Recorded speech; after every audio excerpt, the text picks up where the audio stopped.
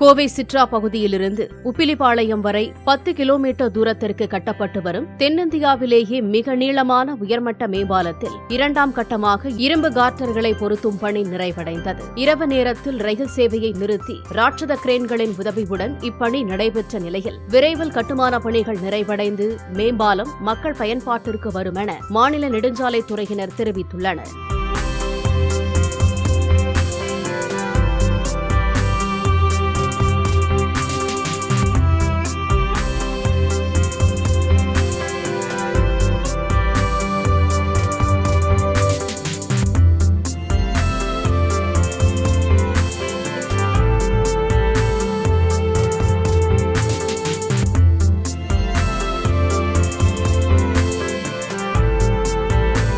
Play store மற்றும் app ஸ்டோரில் இருந்து பாலிமர் செயலியை QR கோடு மூலம் பதிவிறக்கம் செய்யுங்கள்.